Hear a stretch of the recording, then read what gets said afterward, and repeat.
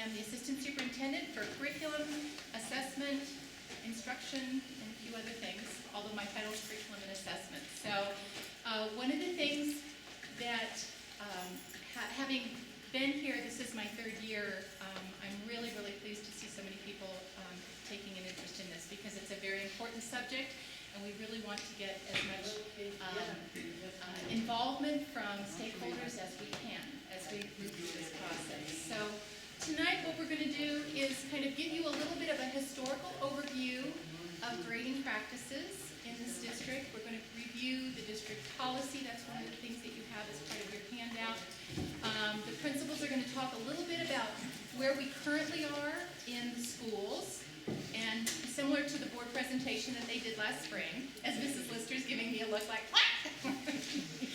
Short and sweet, short and sweet. Not a lot of detail. But to give you an idea for those of you that don't have children at one of the schools, what's currently happening at those schools.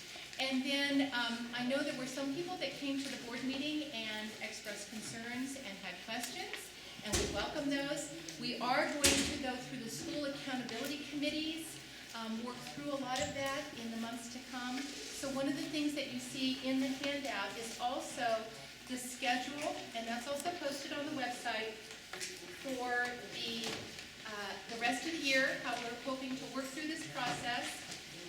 And one of the things, and it looks like this, so it's probably, I did front to back the same paper, so it runs along on paper, but this is the outline that we came up with in conjunction with the school board at the meeting last week. And we are looking at soliciting input from parents and community members at the first SAC meeting dedicated to this, and that's in November 2011. And the principals will let the SACs know when those meetings are, and those will go out to community members as well. So let me just walk you through the rest of the handouts that you have. And I apologize, it's not terribly clear, but there's a document that says Archuleta Instructional Model, AIM. We call it AIM High. And it's a two-page document, and it's sort of a summary of what we're looking at as a district for what we do and how we do it when it comes to educating the children of this community.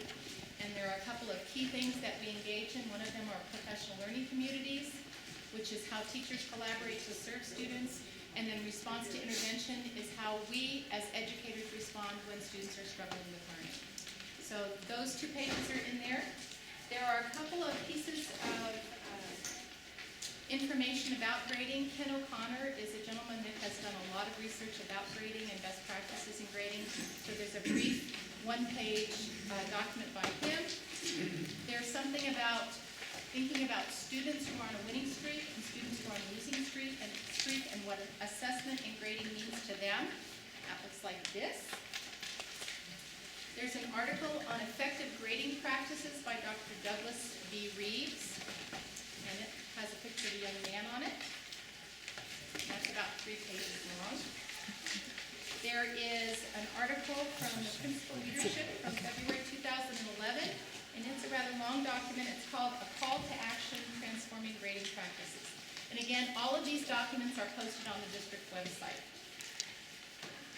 There's a research brief on grading considerations in mathematics classrooms. And that is, I believe, 4 or 5 pages long.